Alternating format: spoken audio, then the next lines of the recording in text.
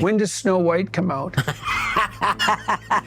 Cry me a river. She's just exactly everything that we can't stand. She's also just a spoiled, entitled, narcissistic brat. And it's going to fail cataclysmically. I think so too. I think I watched some of the previews. It's ugly as sin. I'm so disappointed in Disney. Disney also abolished its famous princes and princesses because they're gender stereotypes. Really? Can't we just have princes and princesses anymore? They've been in a full meltdown about this girl for a couple of years now. You actually don't want to know what celebrities think politically. She is Snow White because of her skin color. There's no doubt that she drove the final nail into this movie's coffin. Whoever did Rachel Zegler's hair and makeup in this, it was a crime against humanity. The haircut gives Lord Farquaad vibes. It really does seem to me that this is like a 19-year-old's version of feminism. You've got to reject men. They have to be painted as toxically masculine. You have to spit on true love. Like that is not a value that is universal. You've got to get rid of the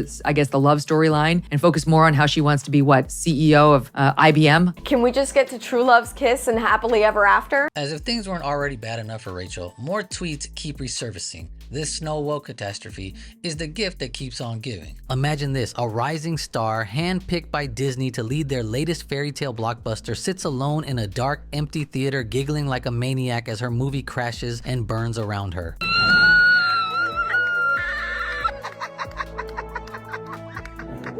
Welcome to the train wreck that is Rachel Zegler's Snow White remake. How did a $270 million Disney gamble turn into one of the biggest flops in history? And why is Zegler still cheering herself on, preaching woke gospel while the world laughs? Snow White bombs, breaks records for the lowest live-action remake opening ever. They had her tweet out, "Yay, Snow White, can't wait, so excited, I love to play her," and got like millions of views, and they were like, "Good job, Rachel." And then she, like minutes later, followed it up with, "And never forget, free Palestine." And they were like, my God, what? This thing was doomed from the beginning. Disney drops the Snow White trailer on YouTube, expecting applause. Instead, it's a catastrophe of epic proportions. Within days, it's the most downvoted trailer in the platform's history. Millions of thumbs down. Fans didn't just dislike it, they loathed it. Rotten Tomatoes hands it a 42%, IMDb users toss a 1.6 out of 10, and Metacritic scores plummet to a 1.2. That's not a critique. That's a riot. The internet was fuming before the film even hit screens, and the numbers screamed doom. They flew an executive, one of the producers, out to go visit personally with Rachel Zegler to say, "Could you please take that down? Because we understand you can have your political views, but those aren't really helpful while you're trying to build an audience for a movie. But like maybe just take the tweet down." And she wouldn't. And then they had to hire a special media consultant for her to follow her around all the time. Son of that producer who got on the plane to go over and say, "Would you please, for the love of God, take this down?" And she wouldn't, was all on Instagram yesterday admitting it all. And then Jonah Platt, who's the son of the producer of the film, responded and said, "You really want to do this? Yeah, my dad, the producer of an enormous piece of Disney IP with hundreds of millions of dollars on the line, had to leave his family to fly across the country to reprimand his 20-year-old employee for dragging her personal politics into the middle of promoting the movie for which she signed a multi-million-dollar contract to get paid and do publicity for. This is called adult responsibility and accountability, and her actions clearly hurt the film's box office. Free speech does not mean you're allowed to say whatever you want in your private employment without repercussions. Tens of thousands of people worked on that film, and she hijacked the conversation for her own immature desires at the risk of all the colleagues and crew." Rachel Zegler was honestly pretty good in West Side Story and got a Golden Globe for it, then strutted into Disney's arms as their woke Snow White entitled? You bet. Annoying? Definitely. She's drunk on girl bossing with zero humility. Before the flop, she's preaching how she'll reinvent the princess. Less damsel, more CEO. She smirked that fans would wait in line for her brilliance. Cute prediction, Rachel. Too bad reality had other plans. Not to mention her super woke tweets made 50% of people pissed off. Everybody could see through her narcissistic behavior though. The producer's son destroyed her on IG comments calling out her entitled behavior. I mean, hey, somebody had to do it. That she believes that she should be able to express herself regardless of the consequences to everybody else. In reality, you have a job. You're getting paid to do this job. You signed on the dotted line. And that job comes with certain basic responsibilities. One of the most basic is the responsibility to control yourself and comport yourself a certain way publicly so that you don't harm the project and thereby harm all the hundreds of other people who are working on it. March 2025 rolls around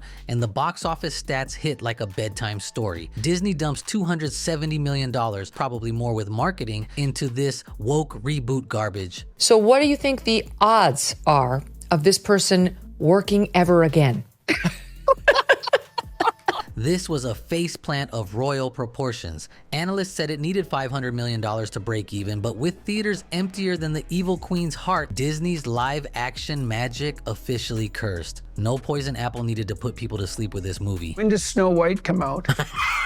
When you have a big corporation like Disney, who I did movies for, and I worked for years for Disney, when we have to, as parents of an 8-year-old and a 12-year-old now, we have to watch the movie first just to make sure that there's not any woke nonsense, any indoctrination geared to our children. That is really telling. Here's where it gets absurd. Most stars would hide after tanking this hard, but not our enlightened queen. She's too busy basking in her own glow. She literally doesn't think she's done anything wrong and had no impact on the film flopping in theaters. Maybe she missed the memo that says movie stars need people to buy tickets if you want to keep working. Otherwise, she wouldn't have alienated half of Americans. Rachel Zegler, who's Colombian, is fighting with the Israeli Gal Gadot about what's going on. Gal Gadot, she's from Israel. She's served her country. Rachel Zegler is a freaking Colombian chick born in America. You don't know nothing about the Middle East. X ignites with memes. Zegler, the lone woke warrior in a sea of empty chairs, and people like Megyn Kelly drop the hammer,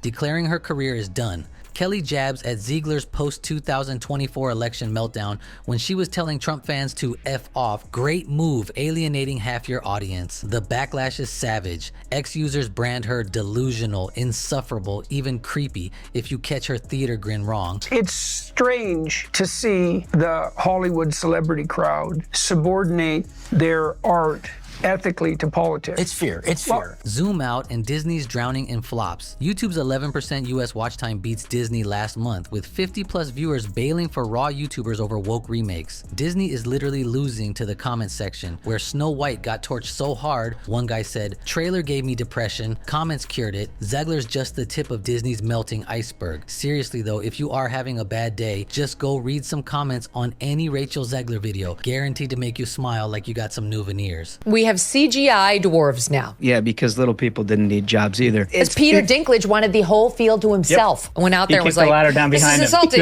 unless it's me." No, but I mean, he got his money acting as a little person. Now he's saying it's demeaning for them to have those roles. He acted as a dwarf on like the most popular show on TV for 10 years, made millions of dollars. Now he's like, how dare people hire dwarves to act as dwarfs? It's ridiculous. They can't even get dwarves in the movie because they're DEIing the dwarf. It's the wokeness, it's the feminism, it's the toxic masculinity. What a horrific concept.